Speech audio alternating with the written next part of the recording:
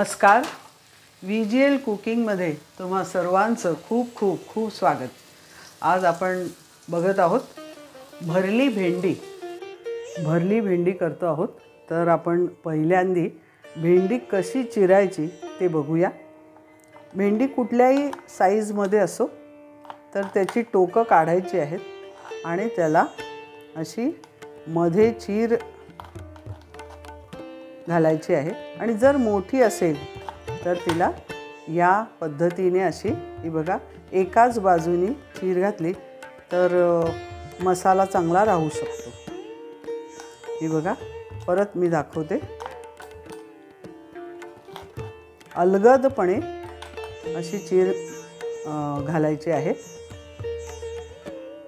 भरल्या भेंडीसाठी लागणारं साहित्य आपण बघूया. ही भेंडी आपण चिरून घेतलेली आहे तुम्हाला प्रथम दाखवल्याप्रमाणे. आता साहित्यामध्ये कोथिंबीर आहे चिरलेली. हा गोडा मसाला आहे. गोडा मसाला किंवा काळा मसाला असं आपण ह्याला म्हणतो. तसंच ही धन्याची पावडर आहे 1.5 चमचा. 1 चमचा जिऱ्याची पावडर आहे. 1.5 चमचा लाल तिखट आहे. हे दाण्याचं कूट आहे 2 चमचे. नंतर ही आमचूर पावडर आहे. नंतर ही पिठी साखर आहे. थोडा हिंग आहे चवीप्रमाणे. ओलं खोबरं, कोथिंबीर, मीठ आणि तेल या सगळ्या साहित्याने आपण आजची भरली भेंडी करणार आहोत. आता हा मसाला आपण कसा भिजवायचा ते बघूया. तर भेंडीमध्ये भरायचा मसाला आपण तयार करतो आहोत. हा आपला काळा मसाला.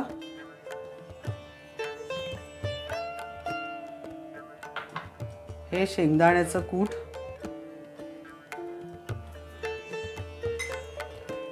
ही आमचूर पावडर. ही जिरा पावडर.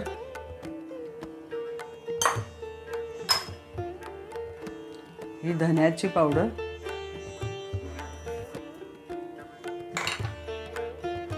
हे लाल तिखट. ही पिठी साखर.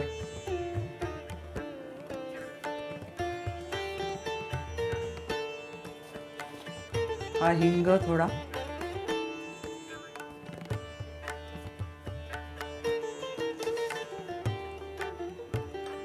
थोडी कोथिंबीर.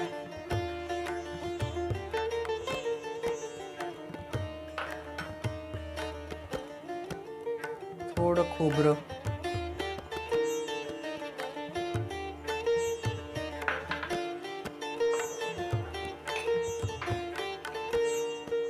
चवीपुरतं मीठ.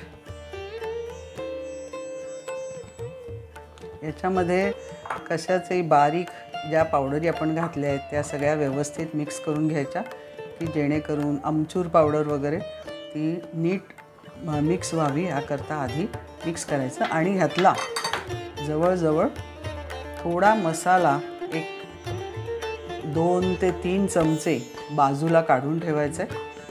आणि हा जो उरलेला मसाला आहे याच्यामध्ये आपण 2 डाव तेल घालतो आहोत.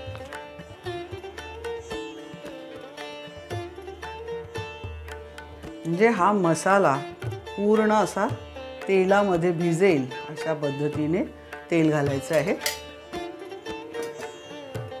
आता बघा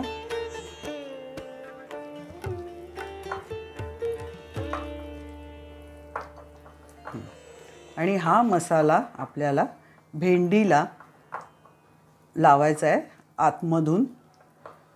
जी आपण भेंडीला कापून घेतलेला आहे त्या चिरेमध्ये हा मसाला भरायचा आहे. हा बघा.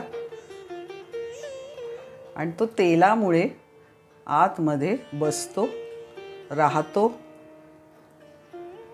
आणि तो बाहेर येत नाही. म्हणून त्याला तेल घालून हा मसाला भरायचा आहे. हा बघा. ही भेंडी भरून आपली तयार झालेली आहे. आता आपण ही शिजवायला ठेवूया. सगळ्यात प्रथम आपण 1 डाव तेल घालणार आहोत. पण ते सगळ्या पॅनला पसरवलं जाईल अशा पद्धतीने घालायचं आहे.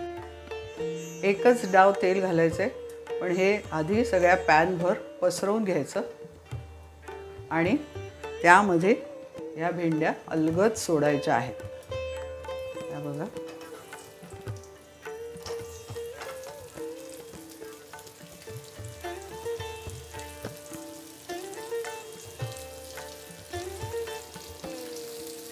आणि सगळ्या शक्यतो मोकळ्या शिजतील अशा पद्धतीने मोठं भांडं घेतलं तर जास्त चांगलं, की ज्या शिजल्यानंतर आपल्याला ढवळायला सोपं जातं आणि भेंडी मोडणार नाही आणि त्यातला मसाला पण शक्यतो बाहेर येणार नाही. अशा पद्धतीने आपण या भेंड्या शिजायला ठेवायच्या.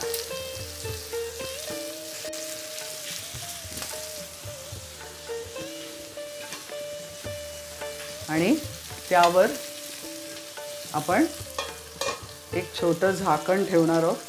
5 मिनिटं झाली आहेत, आपण बघूया. थोडीशी पलटी मारायची आहे ती.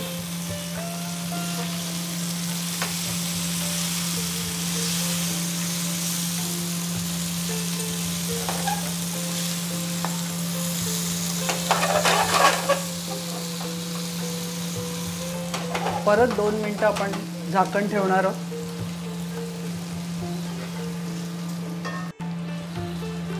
पुन्हा बघूया, 2 मिनिटं झाली आहेत.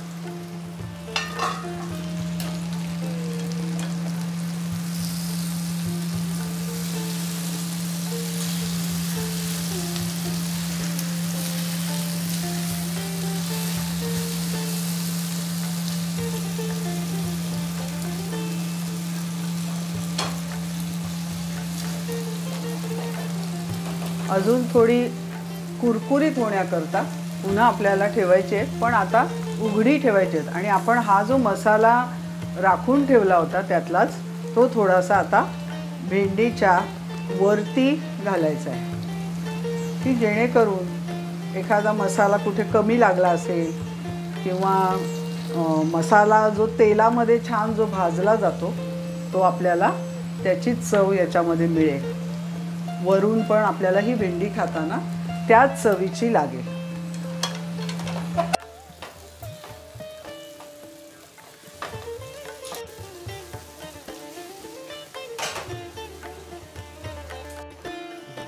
ही भेंड्याची भाजी आपली तयार झालेली आहे.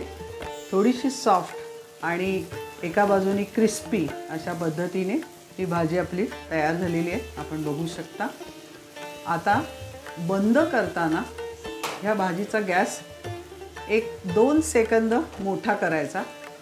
त्या भाजीला जरा छान एक खाली थोडीशी खरपूस होण्याकरता तिला 2 सेकंद आपण मोठा गॅस केलेला आहे. आणि आता हे बंद करायचं आहे, की ती जास्त पण कोरडी होऊ नये आणि खायला थोडी मऊसूत राहिली पाहिजे, पण त्या भाजीचा खरपूसपणासुद्धा आपल्याला मिळाला पाहिजे. तर आपण ही भाजी आता दुसऱ्या भांड्यात काढून घेऊया. ही भरली भेंडी आपली तयार झालेली आहे आणि अशी चविष्ट भाजी आपल्या जेवणामध्ये चव आणणारी अशी आहे. हा जो मसाला आहे तो तुम्ही भरल्या वांग्यासाठी सुद्धा वापरून करू शकता. हा व्हिडिओ तुम्हाला आवडला असेल तर लाईक करा, शेअर करा आणि हो, अशा छान रुचकर, नाविन्यपूर्ण आणि उपयोगी पौष्टिक अशा रेसिपींसाठी हा चॅनल जरूर सबस्क्राईब करा. जर केला नसेल तर ताबडतोब सबस्क्राईब करा. धन्यवाद.